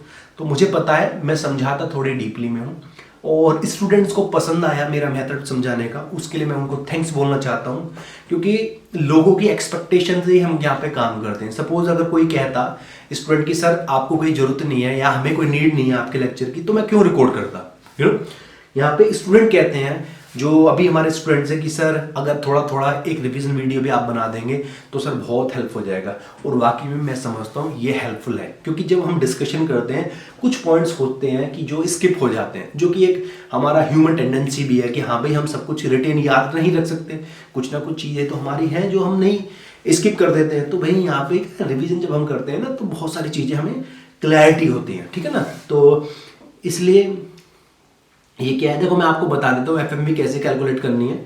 सबसे पहले मैंने ऊपर बताया था आपको क्या है, 3 एसेट्स इग्नोर करनी है। कैसी, एक तो जो एग्रीकल्चर इनकम से एक्वायर्ड करी हो, एक जो रजिस्ट्रेशन जिस साल एप्लीकेशन दी थी और आपका रजिस्ट्रेशन अप्रूव्ड हो गया, तो जिस साल एप्लीकेशन दी थी उससे पहले कोई भी एसेट्स हो तो वो, हालांकि यहाँ पे लिखा हुआ है रजिस्ट्रेशन अप्रूवल होने से पहले वाली, लेकिन आप इस पॉइंट को ध्यान रखना, इस पे एक क्वेश्चन आया था 1-2 टाइम पहले, ठीक है जी। या आपने कुछ 12 महीने के अंदर दूसरे ट्रस्ट को दे दी तो वो सेट्स तो इग्नोर कर दो, क्योंकि वो तो आपने ठीक किया। अच्छा, अब क्या है, take the aggregate FMV of the value of assets balance sheet in the balance sheet add reduce. ये कहता है जब आप एफएमवी कैलकुलेट करेंगे टोटल एसेट्स का तो उसमें से रिड्यूस कर देना। क्या रिड्यूस कर देना, ये कहता है any amount paid as advance, ये कहता है टीडीएस या फिर टीसीएस या फिर कोई एडवांस टैक्स अगर पेमेंट है तो उसको माइनस कर देना, ठीक है ना। FMV of the total assets में उस चीज को घटा देना। साथ ही साथ अनअमोर्टाइज अमाउंट ऑफ डेफर्ड एक्सपेंडिचर, ठीक है जी, इसको भी आप घटा देना। अच्छा, घटा दिया। अब इसके अलावा बैलेंस शीट में और क्या आइटम हो सकते हैं, बैलेंस शीट में हो सकते हैं आप ट्रस्ट हो, आपने हो सकता है किसी कंपनी में, ठीक है जी, इन्वेस्टमेंट किया हो, किसमें, कोटेड इक्विटी शेयर्स में। तो कोटेड इक्विटी शेयर का क्या लेना है आपको, एवरेज लेना है, किसका, लोवेस्ट या फिर हाईएस्ट प्राइस का, कब, ऑन दी स्पेसिफाइड डेट। अगर स्पेसिफाइड डेट पर ट्रेडिंग नहीं हुई है तो उससे पहले वाले दिन का, ठीक है जी। अब हो सकता है आपने इन्वेस्टमेंट किया हो, यहां तक कोटेड शेयर्स आए। अब हो सकता है आपने अनकोटेड इक्विटी शेयर में इन्वेस्टमेंट किया हो, या फिर आपने इन्वेस्टमेंट किया हो unquoted other than equity shares. अब मैं सबसे पहले बात करूं अगर unquoted other than equity shares, तो देखो यहां पे लिखा हुआ है क्या लेना है, unquoted other than equity shares में आपको क्या लेना है, फेयर मार्केट वैल्यू लेनी है, या फिर एनआरवी जो भी दिया हो क्वेश्चन में, on the valuation date on the basis of the value, ठीक है जी। आप बात करते हैं अब जब अनकोटेड इक्विटी शेयर्स में अगर आपने इन्वेस्टमेंट किया तो उसका भी हम देखेंगे, ठीक है जी। इसके अलावा हो सकता है आपने किसी की प्रॉपर्टी या फिर ट्रस्ट के पास प्रॉपर्टी हो, इमोल प्रॉपर्टी, लैंड बिल्डिंग हो, तो लैंड बिल्डिंग या फिर इमोल प्रॉपर्टी के केस में आपको क्या देखना, हायर देखना, किसका, एनआरवी या फिर एफएमवी, सॉरी एनआरवी एफएमवी तो एक ही बात है, एफएम ऐसे बोल देते हैं, फेयर मार्केट वैल्यू या फिर स्टैम्प ड्यूटी वैल्यू, इनमें से जो भी हायर होगा वो आपको लेना है। अच्छा जी। और मान लो हो सकता है ट्रस्ट के पास कुछ इन्वेस्टमेंट ट्रस्ट ने किसी बिजनेस अंडरटेकिंग में किया हो, तो उसमें ए प्लस बी माइनस एल, ये देखते हैं, ए माने एसेट्स होता है, बी माने भी एसेट्स होता है और एल माने लायबिलिटी होता है, देखते हैं अभी आगे, ठीक है जी। इसके अलावा कोई भी, यहाँ पे मैंने कहा इन्वेस्टमेंट है किसमें, कोटेड शेयर्स में, फिर मैंने कहा आपको अनकोटेड अदर देन इक्विटी, तो मैंने आपको बता दिया इसमें एनएबी लेनी है। यहाँ पे इमोल के केस में मैंने क्या बताया, स्टैम्प ड्यूटी वैल्यू या फिर fair market value whichever is high लेना है, ठीक है जी। अब मैंने आपको नहीं बताया अभी तक investment in unquoted equity shares में क्या टैक्स ट्रीटमेंट है, या फिर ये A plus B minus L undertaking वाले केस में क्या होता है, अभी बता देते हैं। इसके अलावा मान लो कोई और एसेट्स आते हैं, जैसे बैंक का बैलेंस आता है तो वही बैंक का बैलेंस एज इट इज ले लेंगे, डेटर्स आते हैं तो डेटर्स का एफएमवी ले लेंगे, ठीक है ना। कैश आता है तो कैश का एफएमवी वही होता है जो कैश का बैलेंस होता है, ठीक है ना। तो यानी बाकी जितने भी एसेट्स हैं उन सबका क्या लेना है, एफएमवी वगैरह लेना है, ठीक है जी। अब अनकोटेड इक्विटी शेयर्स के केस में आते हैं। अनकोटेड इक्विटी शेयर्स मतलब आप ट्रस्ट हो, आपने एज इन्वेस्टमेंट किया हुआ है किसी और कंपनी के अनकोटेड इक्विटी शेयर्स में। अब आप उस जिस कंपनी में आपने इन्वेस्टमेंट किया हुआ है उसका सबसे पहले उसका देखेंगे book value of all assets at the balance sheet. उस कंपनी की आपको बुक वैल्यू देखनी है सारी की सारी एसेट्स की, किसको छोड़ के, बुलियन, ज्वेलरी या फिर प्रीसियस स्टोन या फिर आर्टिस्टिक वर्क, शेयर सिक्योरिटी या फिर इमोरल प्रॉपर्टी, इनको छोड़ के, ठीक है जी। अदर देन इन केस में, ये जो सारे केस है इन केस में क्या करना है आपको, इन केस में आपको लेना है बी होता है फेयर मार्केट वैल्यू। ये जो अदर देन से लेके यहां तक जितने भी थे ना, इनको छोड़ के बाकी एसेट्स का तो क्या लेंगे, बुक वैल्यू लेंगे, और इनका क्या लेंगे भैया, फेयर मार्केट वैल्यू लेंगे। तो हो जाएगा ए प्लस बी, हाँ जी हो जाएगा। माइनस क्या कर देंगे, लायबिलिटी कर देंगे। लायबिलिटी जब माइनस करेंगे तो उन लायबिलिटी में भी ना आप कुछ लायबिलिटी कंसिडर नहीं करोगे, जैसे कि कंटिजेंट लायबिलिटी कंसिडर नहीं करोगे। साथ ही साथ अगर आपने कोई पेमेंट डिविडेंड के लिए सेट अपार्ट किए तो उसको माइनस नहीं करोगे, ठीक है जी। रिजर्व एंड सरप्लस माइनस नहीं करोगे, प्रोविजन फॉर टैक्सेशन माइनस नहीं करोगे। अनसर्टेन लायबिलिटीज जो के लिए जो प्रोविजन बना है अनसर्टेन के लिए, तो वो माइनस नहीं करोगे। और यहाँ पे ए प्लस बी माइनस एल आ गया आपका, multiply PV divide by P, P मतलब टोटल वैल्यू। मान लो आपका उस कंपनी का शेयर 10 रुपए का था, आपने क्या 6 रुपए पेड किए हैं, तो मल्टीप्लाई 6 डिवाइड बाई 10, 10 के रिस्पेक्ट में अगर मैंने 6 पे किए हैं तो मेरा कितना वैल्यू का इन्वेस्टमेंट है। ओके, क्वेश्चन करना है यार, समझ में आ जाएगा आपको। अच्छा, तो यहां पे बस इसी तरह ये बिजनेस अंडरटेकिंग का भी है, ए प्लस बी माइनस एल। ठीक है जी।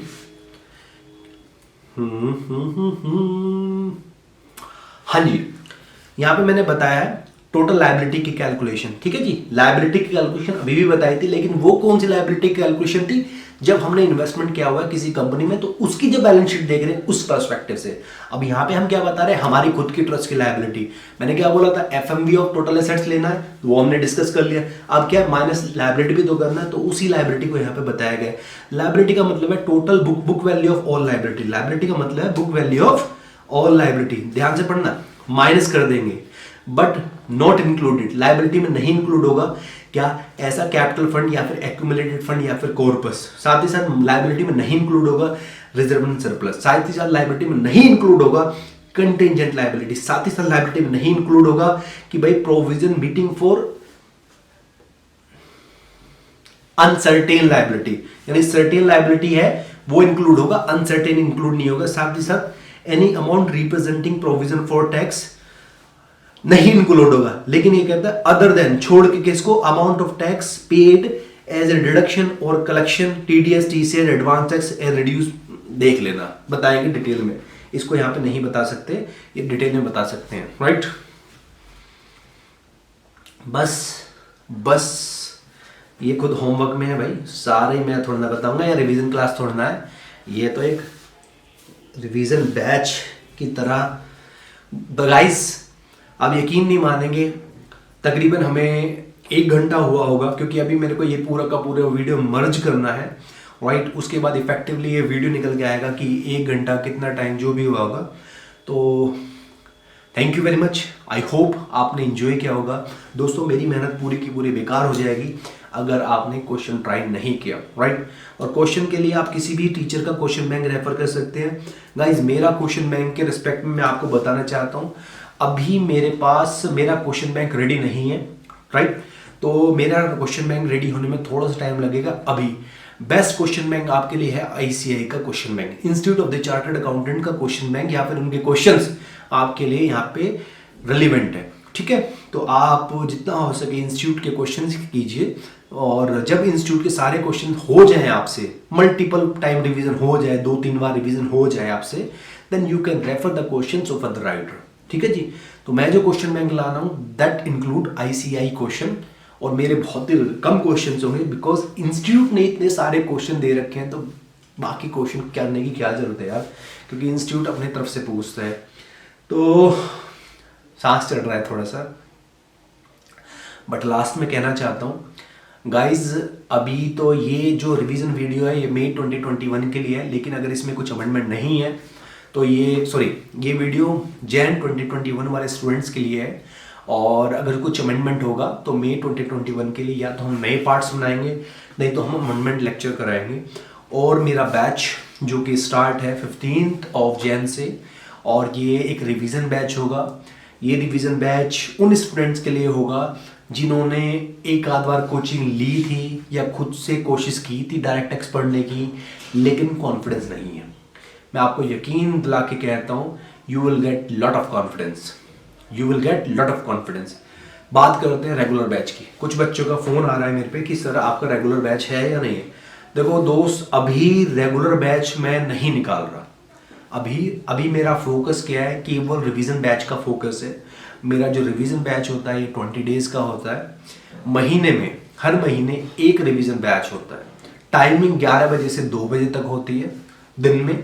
ठीक है जी, हालांकि मैं सोच रहा हूँ कि इसको टीटीएस में करके एक एमडब्ल्यूएफ में एक बैच और कर दिया जाए, वो इवनिंग में रात को 8 बजे से लेके 11 बजे तक का, क्योंकि जो स्टूडेंट्स अनकंफर्टेबल हैं दिन में बैच अटेंड करने के लिए तो वो रात को ज्वाइन कर सकते हैं। राइट, और रही बात क्या कहते हैं कि क्वेश्चन हम कैसे बैच करते हैं, दोस्तों आपने देख ही लिया होगा, पढ़ाने का तरीका थोड़ा सा प्रैक्टिकल है मेरा, और बिकॉज मुझे खुद को कॉन्फिडेंस नहीं आता जब तक मैं 10-12 क्वेश्चन ना लगा लूँ। तो रिवीजन बैच में मेरा टारगेट हो रहा है 8 से 10 क्वेश्चन मैं डेली कराऊं, राइट। तो तकरीबन जब हम 20 डेज में करते हैं तो वहाँ पे हमारे 100 से ऊपर, कम से कम 150 से 200 क्वेश्चन तक हम टच कर देते हैं, और 100 150 क्वेश्चन बच्चा खुद से कर लेता है। तो 20 डेज में ना हमारे तकरीबन 300-400 क्वेश्चंस के साथ पूरा का पूरा ये जो समरी बुक है ना तैयार हो जाता है, और इससे स्टूडेंट को काफ़ी हेल्प मिलता है, ठीक है ना। तो मैं अभी कंक्लूड करना चाहूँगा, कंक्लूड क्या, ख़त्म ही करना चाहूँगा, बाय बाय बोलना चाहूँगा। Thank you very much for watching this lecture. अगला लेक्चर बहुत जल्दी अपलोड करते हैं। थैंक्स।